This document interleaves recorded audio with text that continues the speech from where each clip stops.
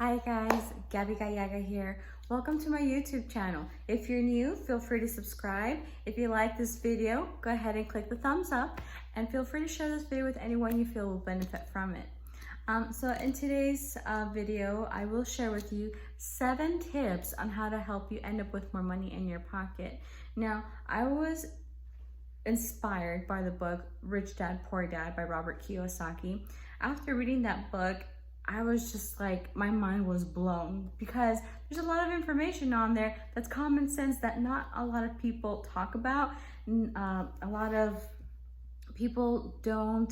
I mean, it's so obvious that we don't see it. So this video, by the way, is not being sponsored by him or anyone. I'm not receiving any commission. I just feel like the information will benefit anyone and everyone who's trying to either make more money, create a business, etc. So I highly recommend that you guys read the book. I will go ahead and add the link below, so if you guys want to check it out, feel free to do so. I highly recommend it. You will be just as amazed as I am.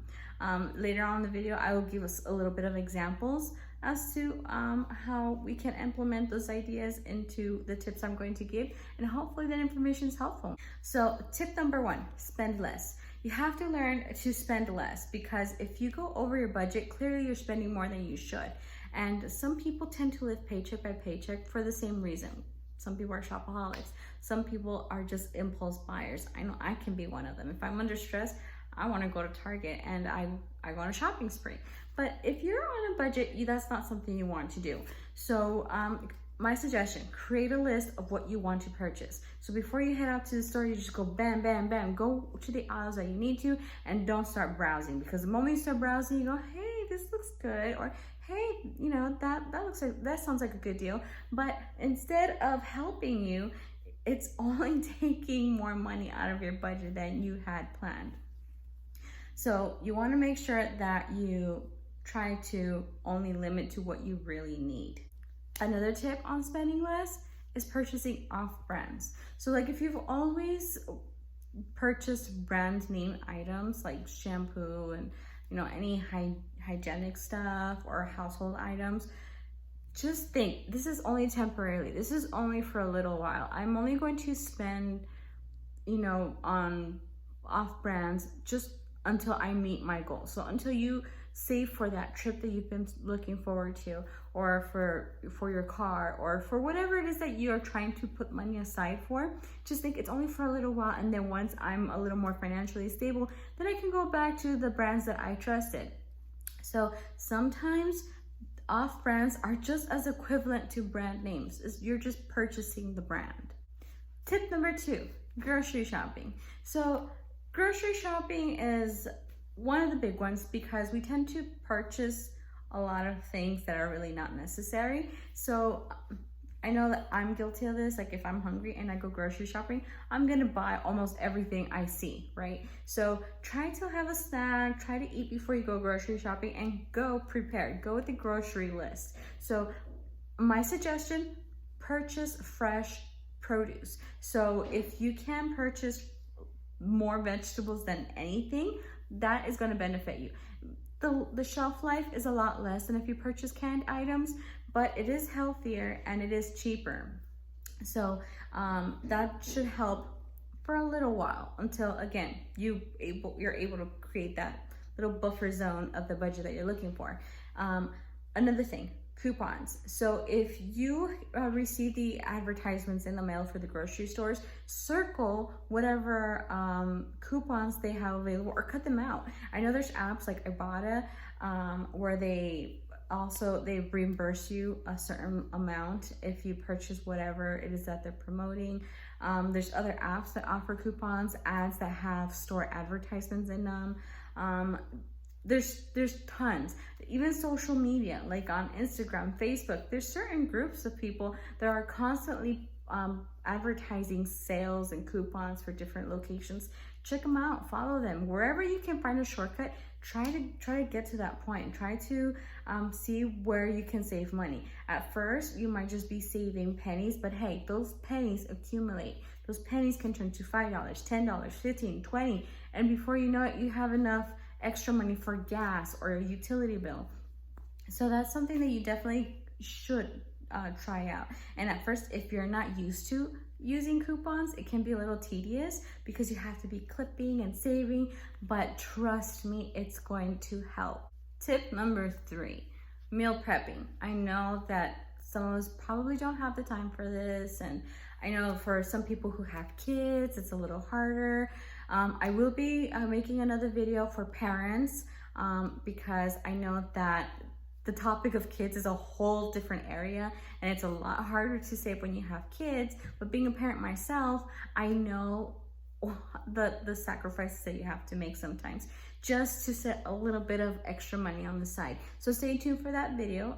So I will go ahead and provide you with more content, more useful information as to how to save money with kids.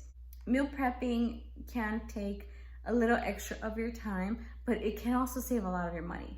If you calculate how much money you spend on eating out every single day. So if you don't meal prep, like if you go to work Monday through Friday and you're always purchasing, if you're always going to fast food and buying food, wherever it is that you spend, I mean, I know some places are more expensive than others, but let's say on average you spend $5 on lunch, right? So that's 5, 10, 15, 20, 25, that's $25 a week that you are spending on fast food. That's $100 a month that you're spending on fast food alone. Now that's not like weekends, because on weekends you could be spending more. So you're most likely spending a little more than $100 on fast food. When those extra $100 you can have in your pocket, or you can save them in your piggy bank for something that you truly need. So it's not healthy as well, right? You don't want to always be buying fast food because there's a lot of sodium, a lot of stuff that's not healthy for you, your family, and your pocket. Tip number 4, lowering your expenses. Now, this can be in very many different areas. So for example, if you have a car and you're still financing that car, if your interest rate is a little high, consider refinancing. If you refinance your car, you can lower the interest rate. That's gonna help lower your payments, hence add a little money to your pocket. Same goes for car insurance. If you have a really good driving record and you know you can save money, shop around. There's certain places that will, they will cut you some slack for being a good driver, and you will be spending less. So try to cut corners there. Try to see where you can spend less on, when it has to do with little things like that, like car payments, car insurance, even gas. I know that some of us like to purchase like top of the line gas, but if you can, just again, temporarily get the cheapest gas, that's also gonna help save those extra little pennies. Credit cards, if you are in credit card debt, see if you can consolidate. So for example, if there's some credit cards will offer promotions. So if you have, let's say, $2,000 worth of credit card debt on one credit card, but if you qualify for another credit card that has 0 interest for 12 months, but you have to do a transfer, what they do is they pay off that $2,000 credit card that you have, and you will have to pay a fee for that transfer. So now those $2,000 will go towards the new credit card, and instead of paying interest rate on top of your minimum payment of whatever it is that you owe, they will go ahead and forgive you that interest rate. So all you're doing is just paying what you owe. So that can definitely help you, because if you calculate the interest rate, some credit cards have like a 24% interest rate. That's a lot. So if you do the math, you definitely are gonna end up paying back more than $2,000. So why pay more when you can just pay only what you owe, right? So that's something worth checking out. So go ahead and you can go on Credit Karma. You can just Google online credit cards with 0 APR or consolidating credit cards, and you'll have a list. But of course, you would have to obviously have a good credit score in order for you to qualify. But hey, it doesn't hurt to try, right? So definitely worth checking out. You can also save on utilities. And I know this is easier said than done, because sometimes either we build bad habits, or again, going back to kids, you have to constantly remind your kids to turn off the electricity, save on water. So those are the little things that can help. I'm not sure if anyone's noticed, I noticed myself that during the holidays, that's when my electricity bill is the highest. Why? Because of the Christmas lights. The lights are always on. So year round, if I take that for consideration and I try to only use the electricity when I truly deeply need it, I notice a difference on my bill. Same goes for my water bill. Same thing goes for my gas bill. So it's just little things like that that can help lower the bills, hence saving money. Now, another thing, if this can help this helps some people. So let's say your average water bill is $100, right? So if you try to limit how much water you use, whether it's laundry, washing dishes, etc., if you limit that and your water bill lowers to, like, let's say $80, that's $20 that you're saving. So instead of spending those extra $20, pretend that you paid $100 of the water bill and put those $20 into your savings account or into a little piggy bank, into a jar, what have you. Just pretend they don't exist. And in your mind, you're tricking your mind that you're still paying those $100, but in reality, you're saving. So it's, in the end, you're gonna have a nice surprise. Hey, I have extra money, right? Which leads to tip number 5, out of sight, out of mind. If you don't know it's there, it's even better. So you want to pay your immediate bills first. All your immediate needs, pay everything first. So whenever you have any money left over, boom, put it aside, put it into a savings account, put it into a jar, pretend it doesn't exist. Because if you don't know it's there, you're not gonna have the urge to spend it.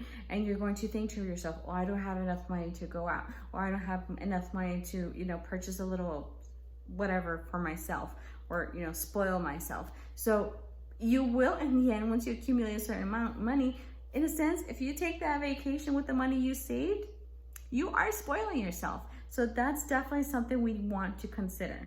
Tip number 6, add a side job. So something that you can do on nights, on weekends. I will be making more videos of ideas that you can do online from home, things that you can do as a side job.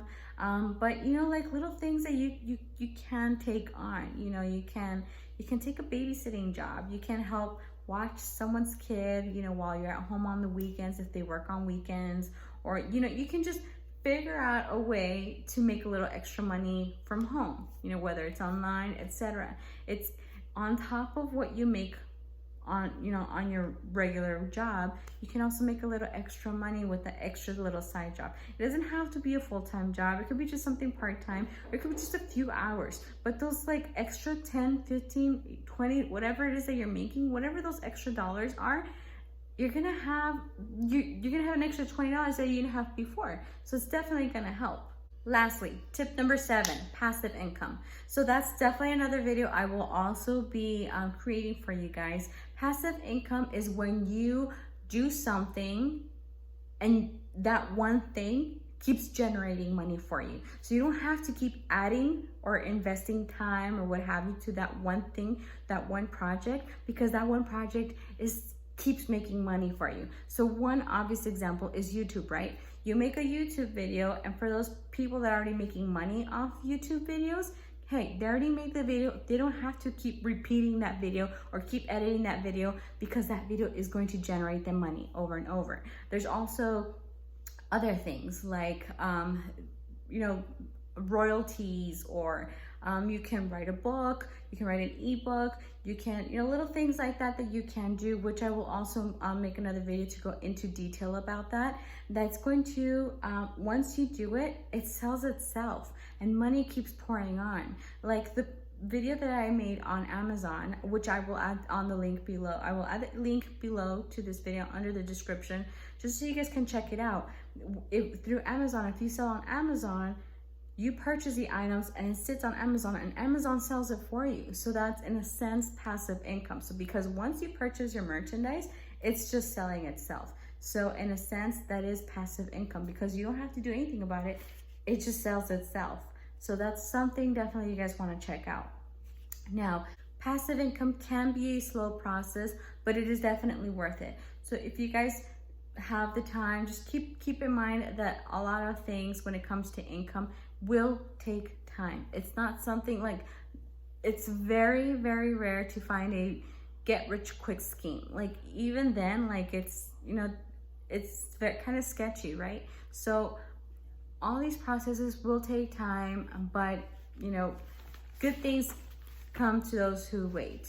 So just keep in mind that, you know, if you're really trying to work forward to something, just be as patient as you can, and it will eventually all work out for you. In the book by Robert Kiyosaki, Rich Dad Poor Dad, he mentions the difference between a liability versus an asset. Just to give you guys a sneak peek as to what that book is about. So a liability versus an asset, you know, he tells the difference. And I think that how that relates to this video is because you're able to know what's worth spending and what's worth, you know, where you want to save money. So a liability is something that's going to take money out of your pocket, versus an asset is something that's going to put money in your pocket.